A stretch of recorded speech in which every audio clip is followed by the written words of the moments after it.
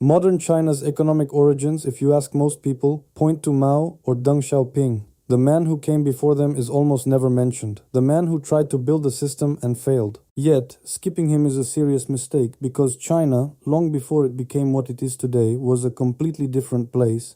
A country bleeding out economically, torn apart politically, feeling the structure it was trying to hold onto slipping through its fingers. The person who saw this most clearly was neither a general, nor a warlord, nor a revolutionary. He was a man trained in medicine but pushed somewhere else entirely by life. He learned economics out of necessity.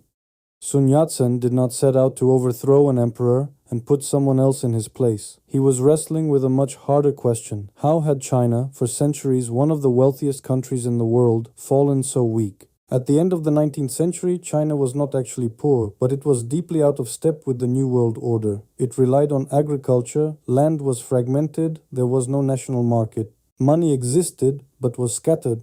No one could bring it together.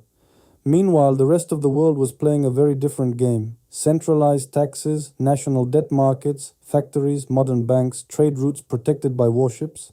The West, America, Japan were all moving at a completely different speed. China did not fall behind because it stopped. It fell behind because it could not move together. The consequences were heavy. Customs revenues passed to foreigners. Ports were managed from outside. Trade conditions were imposed. China was producing, there was labor, there was land. But the mechanisms that turned these into real power were no longer in its hands. Sun grew up watching this picture. Unlike many revolutionaries, he did not look back at the past with longing. He did not say, "Let us return to the old ways," nor "Let us copy the West."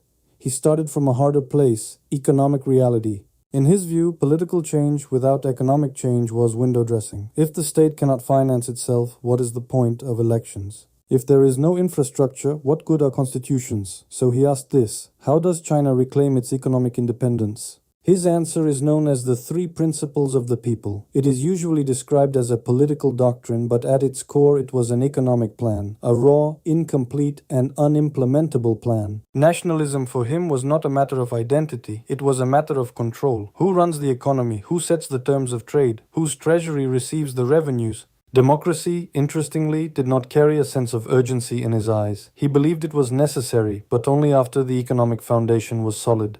In a poor and fragmented country, going to the ballot box was not freedom, it was an invitation to chaos. The welfare of the people was above everything for Sun. He argued that free markets alone could not save China, but that eliminating markets would not work either. What he sought was coordination. State-led infrastructure, railways, ports, energy, public oversight, not to destroy profit, but to prevent private monopolies from taking over the country.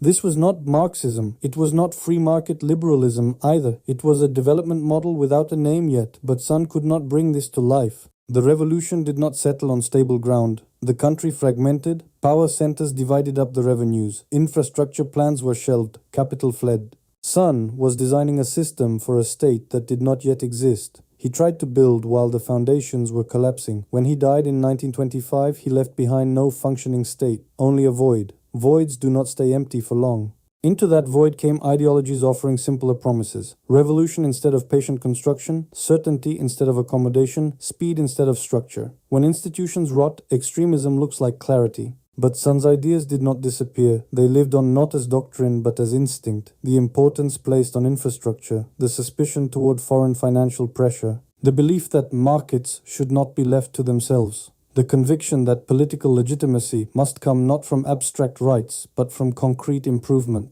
The Communist Party rejected Sun's political legacy, but it embraced much of his economic logic. Railways, ports, heavy industry, land reform.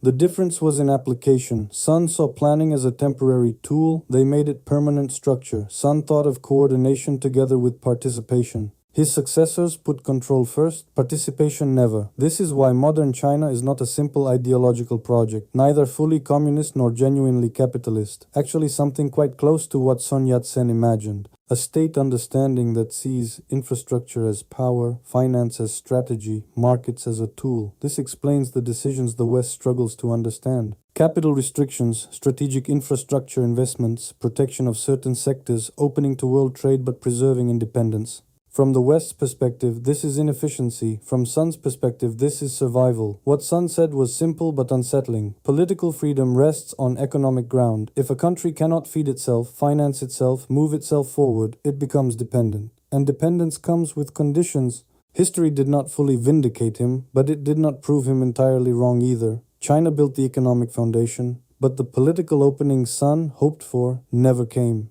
The temporary became permanent. The state of emergency blended into the ordinary. Modern China is not a rejection of Sun Yat-sen's legacy, but a distorted reflection of it. Sun still asks a valid question: how do you build prosperity without losing independence? Every society answers differently. Some trust the market, some institutions, some the state. Sun trusted structure and feared chaos. The tragedy was that he could not live to see whether the balance he built would hold. The warning is this: every system brings its own trap. Protection can turn into rigidity, coordination into oppression, temporary control into permanence. Sun did not invent modern China, but he correctly diagnosed the problem that shaped it. And that diagnosis still hangs like a shadow over the world's second largest economy today.